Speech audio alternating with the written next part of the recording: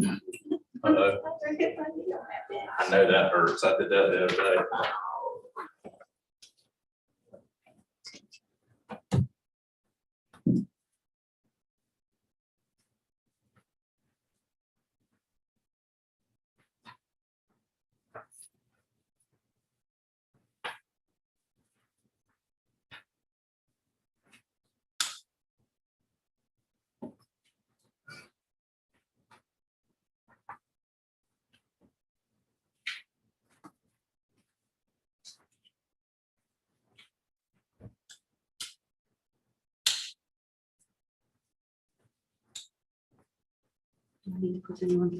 Yes.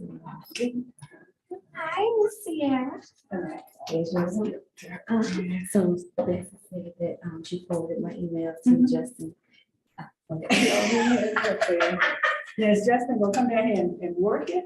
She said that she said Justin and Franklin would come, and they would help me. Okay, good. But I can come and do whatever you need to do. Morning.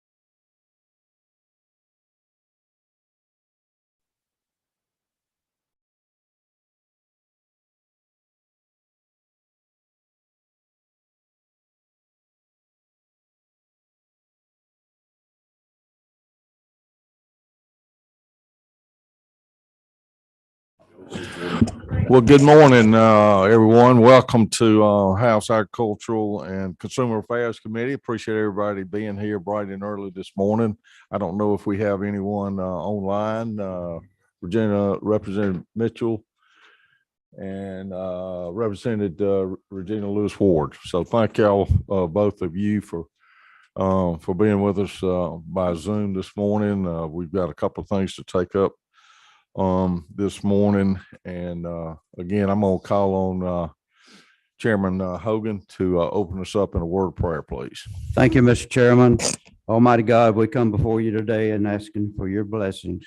We pray that those individuals, family members and so forth who are suffering illness, would you bless them? And we pray for the individuals in the country of Ukraine. They're having a hard time. Please bless them, oh Lord. In Christ's name we do humbly pray, amen. Thank you.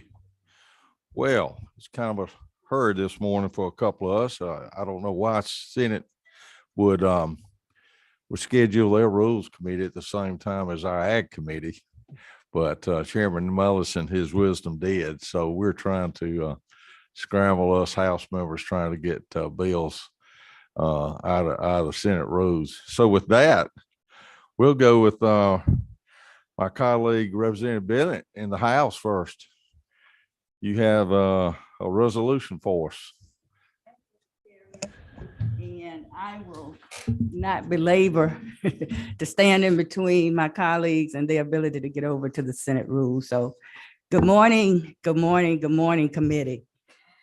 I bring to you House Resolution 943 LC 345831. In 2019, Georgia's overall food insecurity rate was 12%. The annual food budget shortfall was approximately $6,664,862,000. Food insecurity costs over $1.7 billion in healthcare costs from treating hypertension, obesity, and diabetes in Georgia. Treating these conditions costs more than providing accessible food that is within a 1 to 10 mile radius. Food insecurity is not just the lack of grocery stores within a particular mile radius. It is also about what is being advertised and promoted within the community and the type of food the consumers are placing in their bodies. Since COVID-19, families with increasing food insecurity are increasing due to a lack of access to affordable, healthy produce, quality meats, and healthy food choices. HR 943's intent is to study various ways in today's markets to incentivize access to retail outlets in food deserts that will help eradicate food insecurity and hunger in our state by making healthy and fresh foods both accessible and affordable. In addition to providing food insecure families with accessible and affordable retail outlets to help eliminate food deserts, incentivizing retail is also a way to provide Georgia farmers with additional opportunities to sell and distribute their meats and produce to a wider array of outlets. Georgia has created a great program for Georgia farmers to partner with local food banks. However, with only a limited amount of food banks in Georgia, a huge hunger gap still exists that can be met by private-public partnerships and communities where these deserts currently exist. Children and adults in many or most of our counties in Georgia face hunger because of food insecurity caused by food deserts every day. All of you on the Agriculture Committee know the definition of a food desert, but to our audience, food desert is defined as a census tract that meets both low income and low access to food. The criteria include poverty rate greater than or equal to 20% of median family income and does not exceed 80% of the median family income. At least 500 people or 33% of the population is located more than 1 mile in urban areas and 10 miles in rural areas from the nearest supermarket or large grocery store that can provide fresh fruit, produce, quality meats. The Georgia Academy of Nutrition and Dietetics reports that Georgia's lack of access to food causes 1 in 8 adults to be food insecure, 1 in 6 children to be food insecure, and 1 in 13 seniors to be food insecure. While the exact number of food deserts within our state has not been agreed upon, I would like to show a map that has been provided by the Economic Research Service by the U.S. Department of Agriculture. In 2019, I'm going to ask that our media service will show the map of 2019. The darker green areas on the screen depict in 2019 where the majority of food deserts are located, and you can find your county on that map. But you can see the difference when we go to 2020, the projected amount of food deserts. If you would show the map to 2020, you see how larger the areas in Georgia are covered. So that means that COVID-19 had a devastating effect in creating more food insecure communities. We know that Georgia continues to experience low health rankings compared to other states. In fact, pre-COVID, Georgia ranked 39th in health status due to indicators that are directly linked to food insecurity, such as diabetes, obesity, and cardiovascular disease.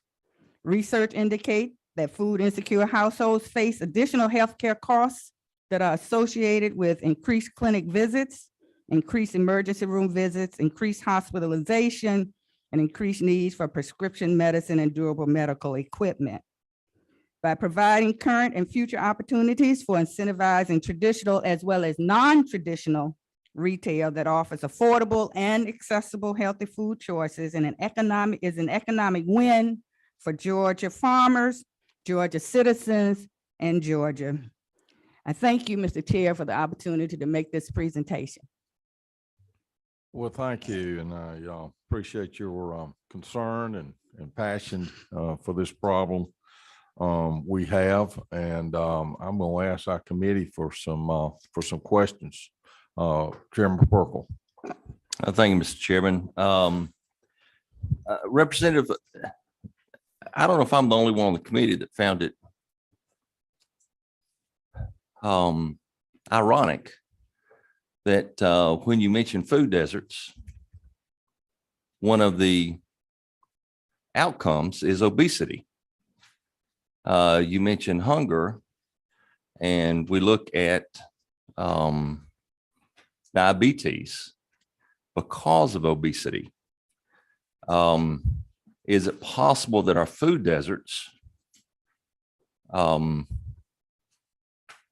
of these factors could be just we are not making healthy choices in the things that we eat? I know one of my county is listed as a food desert, and one of the things is 10 miles from a grocery store. Well, that happens when you are way out in the country on the farm. You know, it's 10 miles to get some gas in your car, but it's not a gas desert. Now, clearly we do have issues, but it is somewhat ironic. And if there's a way to decouple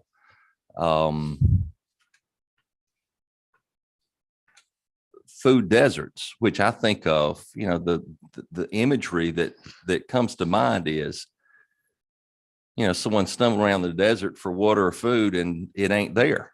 But we're finding it. It's just the things that we're consuming are not in the quantities and maybe the fresh vegetables that maybe are not healthy choices that we're making. And maybe looking at food banks for fresh food rather than, you know, we can have some healthy starchy foods, but that was a long question. Is that not true? Thank you. Thank you for the question, Representative. And I can answer that. It's a very good question, and it's very valid to the conversation. Across the state of Georgia, food deserts are different. The makeup, the composition, the characteristics of the food deserts and the people that live within them are different all across the state. What may be needed in your community may be something different in another community. When we look at the map, and we see how pervasive this problem is getting to become, it warrants attention. And in my opinion, it warrants immediate attention. And each county can be taken upon its own merit. Now, the correlation between diabetes, obesity, and cardiovascular disease. Yes, some of the factors that create or lead toward these diseases are the choices in food, but also the choices in behavior. So if the healthy food is not available, accessible, or affordable, then citizens will have to eat what they have available if they can eat anything at all. You mentioned food banks. In my research, food banks are limited across the state of Georgia. And according to the data that I recently looked at, and this committee probably knows better than I do, there are probably 8, is that right, Mr. Chairman? 8 food banks, and we have 159 counties.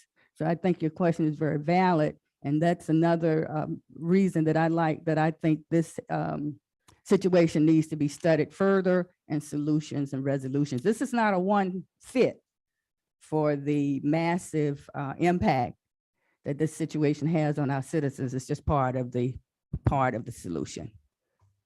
Okay, we've got several questions. Representative Mitchell on Zoom. Can you hear us? Yes. Can you hear me? Okay, you have the floor. Great.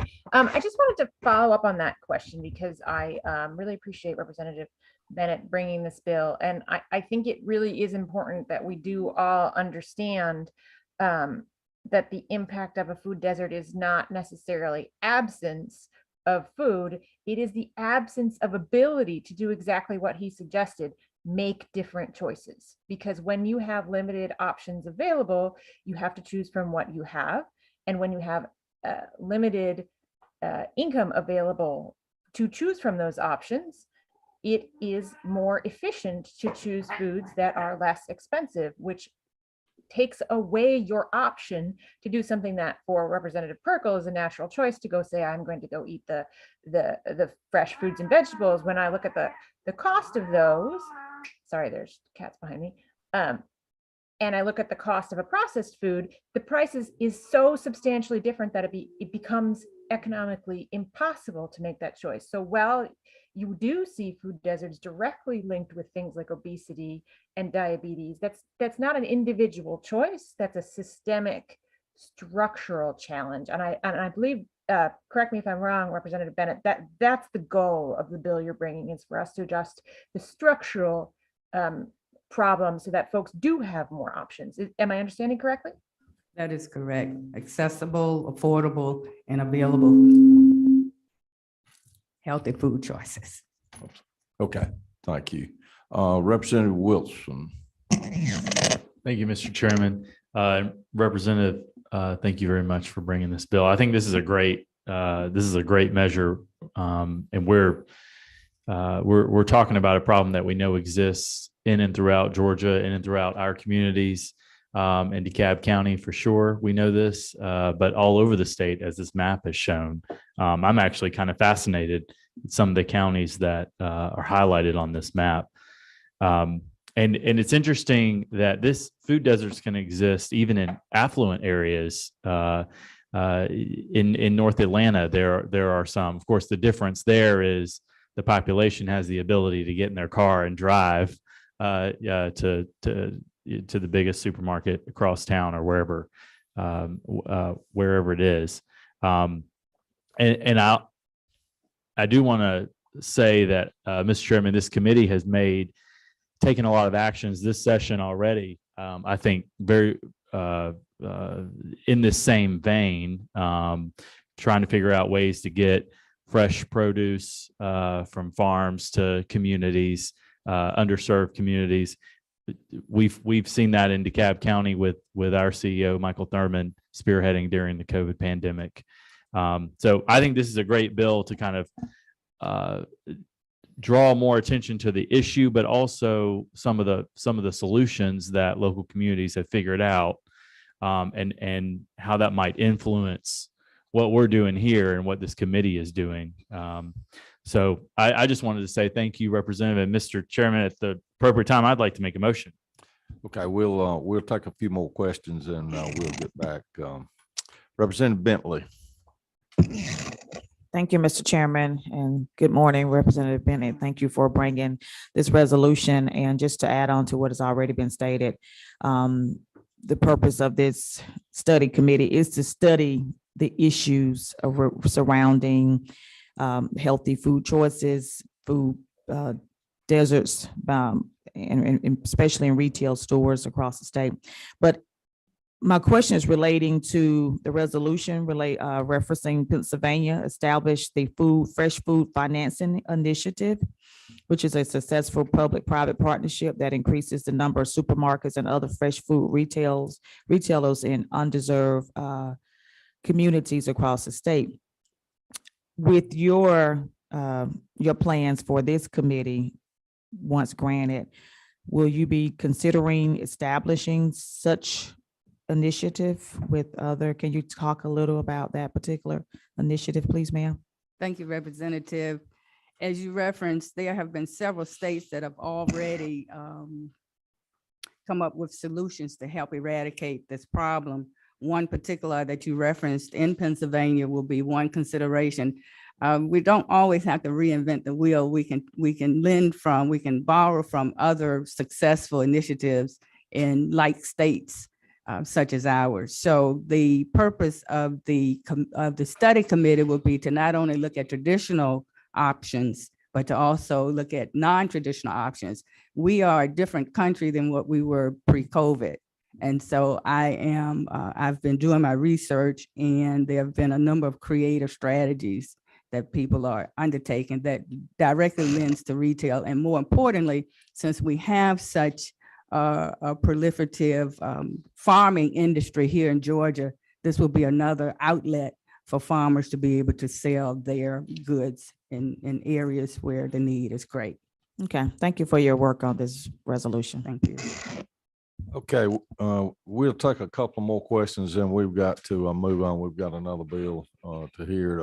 Representative LaRicchia. Thank you, Mr. Chairman. I totally see the intent of this bill, but I do worry sometimes when we have the legislation that creates councils, creates another small body of government to look at and study things. I think about Chairman Dickey and Chairman Perkle working together to put together, I think, did y'all call that an ad hoc committee or for raw milk? Yeah, subcommittee. Yeah, they didn't create a council to study raw milk. And what I thought was going to be easy turned into an 18-page bill, which is good. But Chairman Smith, even our rules chairman, said in the Rules Committee the other day, you know, there are ways to study some of these issues without creating a whole nother council. And so that does concern me, because these committees have the ability to appoint ad hoc committees that can use committee days and per diems to study these. And but because I see the intent of this bill, and I think food security and food supply chain is so important, I'd be willing to vote and support the bill to help move it on. But I think there are other ways to look at this very important issue without creating a 15-person council, right? And so I love the governor, I'm supportive of the governor, but he has enough appointments to make without having to worry. And some of these chairmen that understand agriculture could also help with it without creating a whole nother council. But thank you, Representative Bennett. Thank you, Representative LaRicchia. And the council, I think, is in the other bill. Thank you. Okay, one more and then we'll get back to Representative Wilson. Representative Hagan. Thank you, Mr. Chairman. Good morning. In reading through this resolution, I see a lot of fresh fruits, vegetables, healthy options, fresh food retailers, healthy food, and I love that. So I'm wondering if you were supportive of the Freedom to Farm Act to support these farmers that do grow this food. And so I'm just curious if you were supportive of that bill. Thank you for the question. I do support supporting Georgia farmers in helping to get their produce and products made available across the state. So I do support local farmers. But did you support that bill? That was the question. Well, she's sitting right there, so I thought maybe she could just say yes or no. Well, Okay. I don't want to misspeak, so I'll be happy to check and get back with you, but that is something that I would support. Normally, I would support local farmers providing their goods across the state. I do support the bill that the partnership that has been formed between Georgia farmers and Georgia food banks. And so I would like to just check, but I would support that, yes. Okay. Did I support it? It is something that I would have supported, yes. You're telling me that I did not? Well, thank Okay. you, Representative Bennett, for bringing this bill and the explanation of it. We do have some issues, and I think there's lots of solutions that we could look at out there. And now I would entertain a motion here. I think Representative Wilson, you'd head on. Mr. Chairman, I'd move do pass. So I have a motion of do pass. Do I have a second? I second. Second, Representative Thomas. Okay, any other discussion or comments on Representative Bennett's HB 943 LC 345831? Representative Floor Leader Meeks. Thank you, Mr. Chairman. Just one quick question, Representative, on line 112 of the bill. We talk about the members that are appointed to the study committee or to the council. Members shall receive per diem as allowed by law and subject to appropriation. Have you worked with appropriators to appropriate? I'm sorry, Mr. Chairman, I've got the wrong bill in front of me. Okay, thank you. My apology. Okay, this is just a study committee. Right, Representative Thomas. Yes. Thank you, Chairman. I have a comment. Thank Ricky you did so the much, same Representative Bennett, for bringing this bill. One of the reasons why I ran for office because the previous sitting elected official in this seat didn't understand what a food desert was, and the USDA had deemed that district, 3 areas in that district, as a food desert. And the previous sitting candidate, or the previous sitting elected official, said that she did not know what a food desert was. And if you did not have transportation, that you can order your food online. So it's imperative that we bring resolutions and bills such as what you've done today. Creating the House Healthy Food Retail Study Committee to investigate the lack of access to fresh and healthy foods is so important in our communities. And I appreciate you for your work that you've done on this resolution. Representative Corbett. Chairman Corbett, excuse me.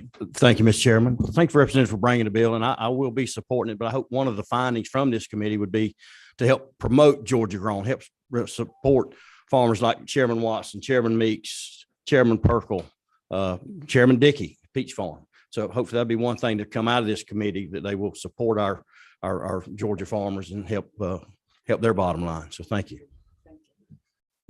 Okay, our status is we got a motion, we got a second. I think we've seen all discussion. All in favor, raise your hand.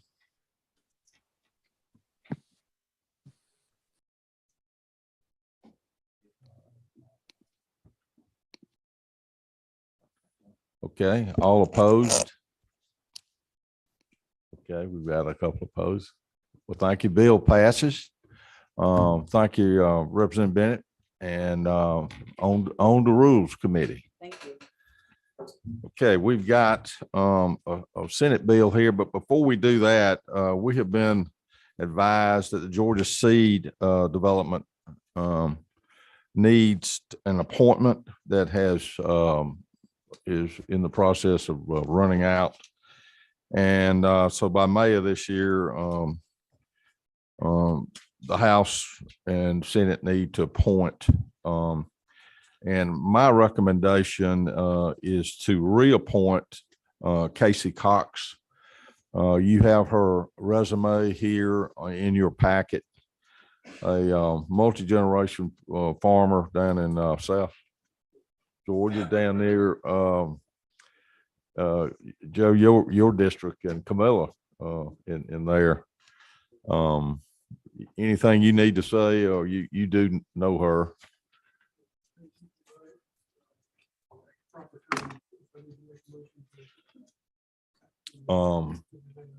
I guess I would like a motion. Who is also Representative Bentley? Yes, sir. Thank you, Mr. Chairman. I will be happy to vote for Ms. Cox. Is it Miss or Mr. Cox? Simply, not only that she have a very impressive bio here, but the mere fact that she's a 2019 graduate of Leadership Georgia. And I'm a part of Leadership Georgia class of 2007, the best class ever. I will cast my No, vote for I would doubt that. Although it was a good class, I'm sure. So I have a motion to reappoint Ms. Cox. Do I have a second? I got a second. Any other discussion? All in favor, say aye. Aye. Opposed? Well, I will, we will inform the Georgia Seed Commission Development and place that name back in there for that. So Senate bill. Let me find it here and make sure we have the Senate bill, not the House bill again.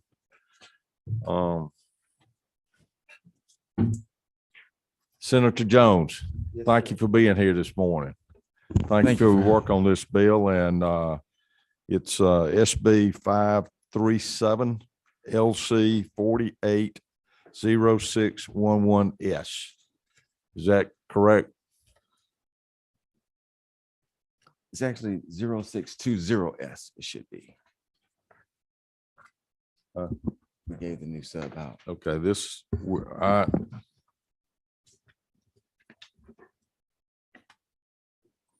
well, let's figure this out. Yeah. Okay, let's go ahead. I think we can try to figure out your changes. Well, we're trying to figure out which is the substitute. We what is the number on your bill? The LC, Yeah. LC 480620S. Okay.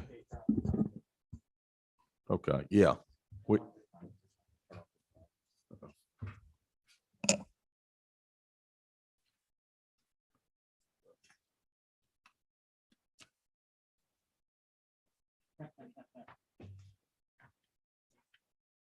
I apologize, and we'll let's you go ahead with your bill. I don't think the changes were too terrible substantial with it, but let's listen to your version.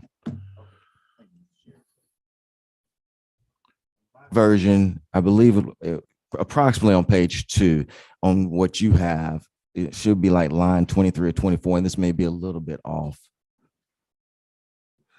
And it's going to have a definition of food insecurity. And excuse me, line 25, definition of SNAP. SNAP means the federally and state funded Georgia State Nutrition Assistance Program. On yours, you probably have Georgia Grown Farm and Food Bank. That is deleted on my version. That part is deleted.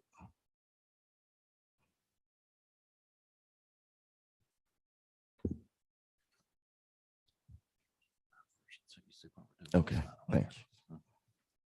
Then if you go to page 3,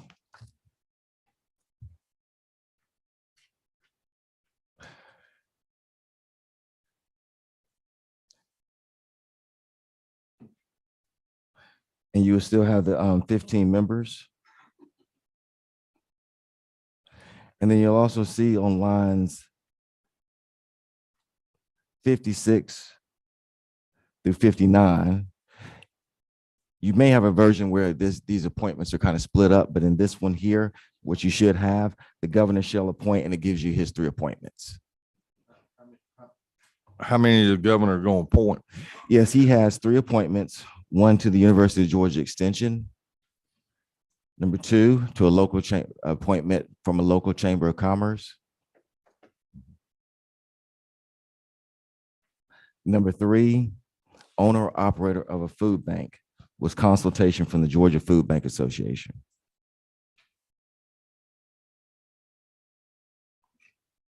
Okay, go ahead. Okay. The following members will be ex officio members.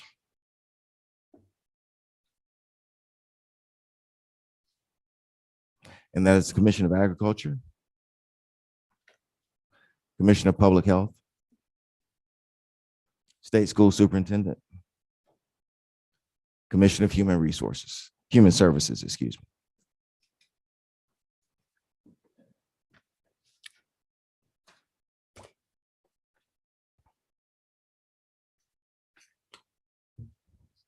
All right, continue on.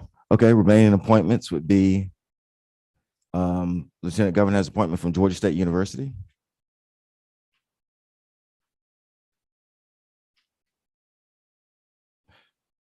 Speaker of the House has appointment, owner or operator of a Georgia Farmers Market. Senator, we're going to have to speed up a little bit. If you could go Okay. ahead and get through the bill. Yeah, I was just, Okay. President Pro Tem of the Senate has a appointment from a certified community development entity such as Atlanta Emerging Markets. The Senate Speaker Pro Tem has an appointment, owner or operator of a food pantry. The Majority Leader of the Senate has a grocery store owner or operator with consultation from the Georgia Food Industry Association. A Minority Leader of the Senate has a representative from an organization such as Science for Georgia. And lastly, and then also the Majority Leader of the House has an appointment for a Georgia farmer with consultation from the Georgia Fruit and Vegetable Growers Association. And last would be the Minority Leader of the House of Representatives has an appointment from a local Georgia Food Policy Council. So tell the committee, what's the total number of It is now members 15, on this council? 15 with 4 ex officio members. Okay. So this is a permanent, ongoing advisory council. That is correct. Of course, obviously, the legislature can always repeal it. One question that was asked was about the per diem.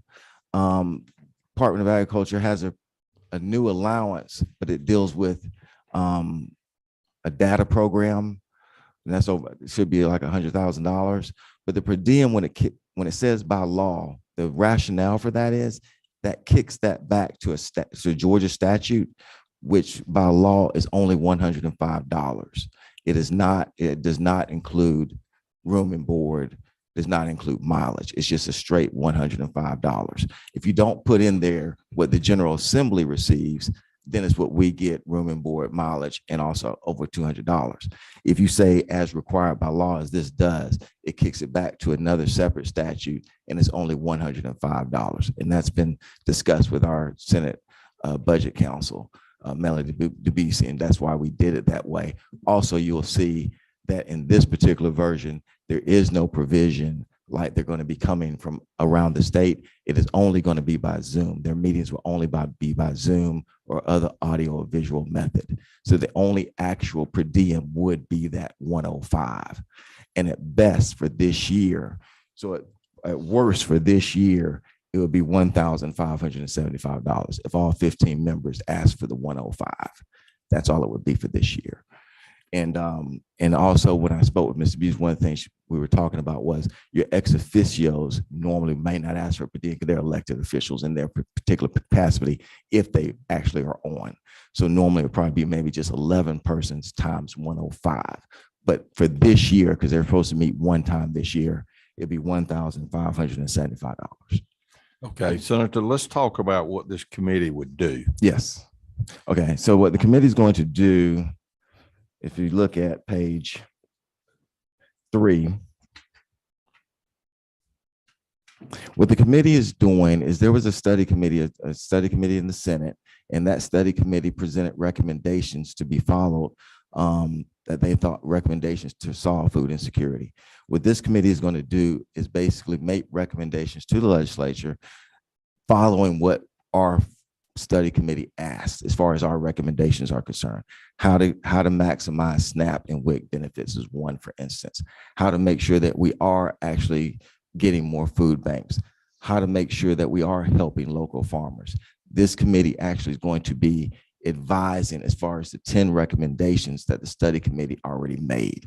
That's what they would be doing.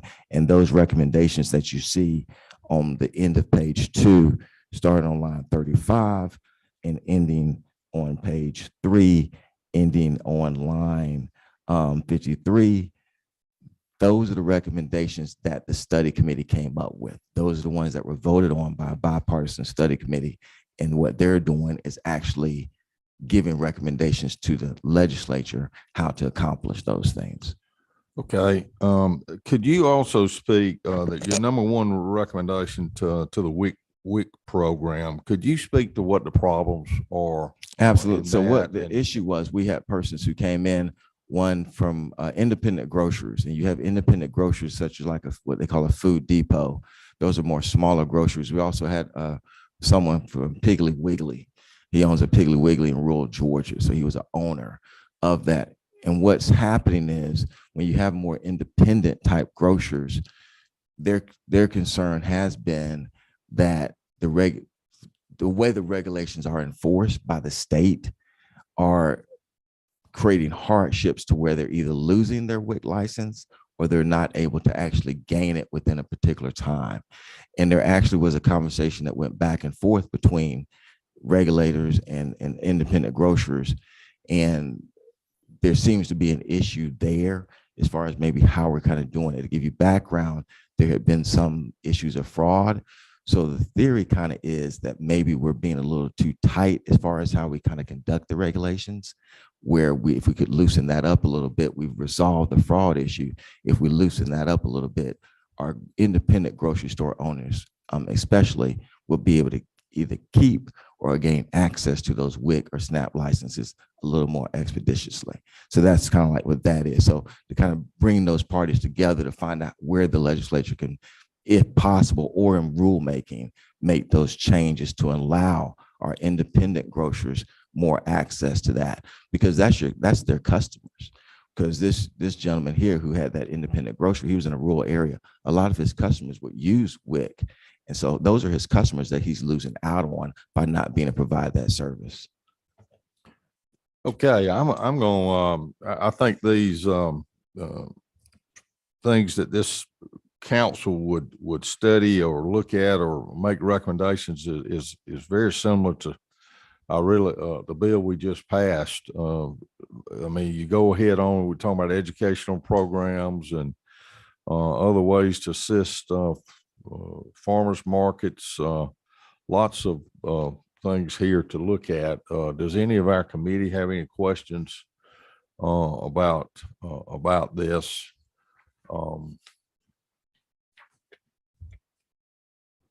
Senator, let's see, I see one question, Representative Cameron. Yeah, good morning. Thank you. Good morning.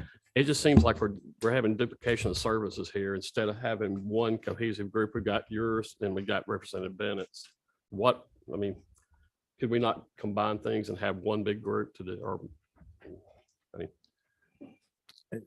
It is somewhat, seems to be somewhat redundant. I don't, I would have to talk with her about that. Quite frankly, we've already had the study committee in the Senate. It was a bipartisan committee. We went to Augusta, Valdosta, and Atlanta, had over 60 witnesses testify, and that's where we came up with this particular bill. Thank you. Representative Watson.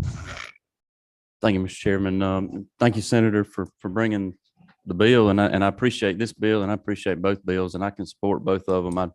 I donate thousands and thousands of pounds of fresh fruits and vegetables to local food banks across our state, but also have great concerns because we already have a problem with food in food deserts and whatnot. But if we don't continue to focus on the farmer, we're gonna lose the farmer, because we have continued increased input costs with our fertilizers and our seeds and everything that we have to provide food and make food. We're also continue to be burdened by by regulatory environment from our government. And we continue to have labor problems. And if we don't fix some of those problems, these committees and this food insecurity is going to be even worse, because we're going to be depending on foreign countries to feed us. And that's a great fear I have, because and they continue to do more of that from the import situation. But anyway, I would hope that both of these committees really look hard at that, because if we lose the farmer, then none of this matters. Thank you. Thank you. Representative Chairman Corbett. Thank you, Mr. Chairman. Thank you, Senator, for bringing the bill. And you did mention about that these meetings would be Zoom only on line 111. I think that it says which shall be by telecom or Zoom only. I know a few years ago we had an issue with some bad forest fires down in southeast Georgia, and we're trying to get money in the budget for some fast attack bulldozers, and really to get some legislators to really understand that you really had to carry them down there and go helicopter over the fire where they smelled the smoke and got their hair singed a little bit before they realized that, hey, we need these things. So I think there is an advantage to the Zoom, but having in person on locale is also has its advantages as well. So that's just a comment, not necessarily a question. Absolutely. Yeah, I kind of agree, but just from the standpoint of our doing the budget, that's what we're come up with right now. But I certainly agree. But I also make the point that many of these persons have worked together. If you look at some of the appointments, and so I'm hoping that kind of synergy will come about even through Zoom only. Chairman Perkle. I could not agree first with Chairman Watson any more than and echo his sentiments. I actually have some concerns about this. It appears to me, and it could be wrong, the first concern is that we're creating a large council that doesn't go away. There's no sunset here. It's creating a council that doesn't go away. It appears that it comes from a Senate study committee that made recommendations, and this is a council that basically what they would do is make recommendations, and I don't see the problem being fully addressed. As Sam mentioned, he donates. He said thousands of pounds, but it would be many, many tons of food that he donates. He's just one guy. I'm not trying to prop him up, because there's farmers all over the state that do the same thing and providing food for people that need it. But it shows recommendations to the WIC program, recommendations on tax credits, recommendations on educational programs, recommendations, and many of these we're already doing. My concern is we're creating a large body that never goes away and doesn't really have authority to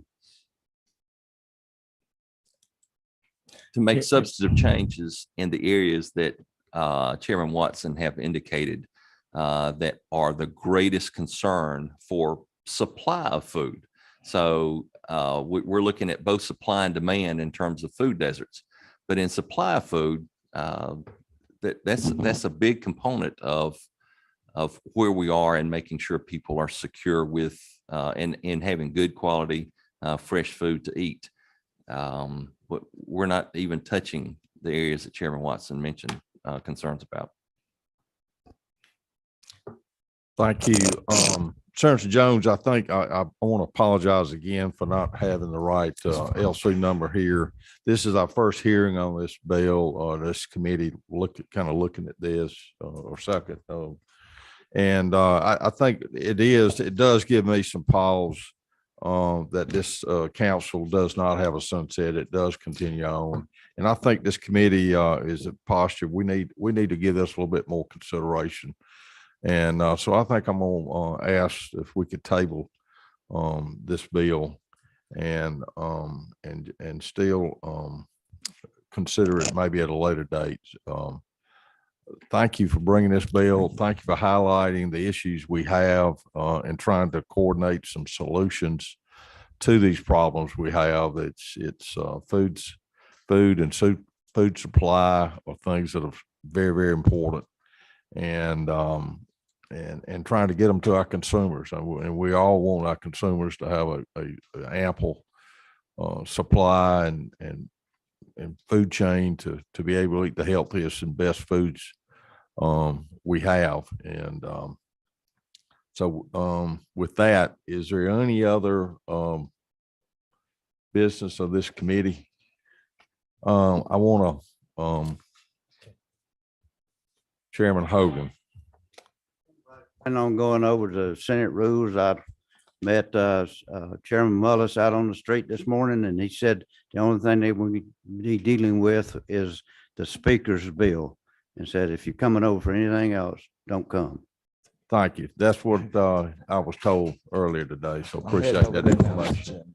I want to recognize one other person, our intern for the year, Sierra Bergman. Oh, let's stand up, Sierra. She's done a great job in our office this year and getting prepared for this meeting and so many other things for me. And I just thank you. She's always got a great smile on her face and pleasant greeting everybody coming in and out of that office. And Sarah, thank you for the work you've done for this committee and our entire office there with Chairman, the other two committees in there. So thank you. With that, meeting adjourned.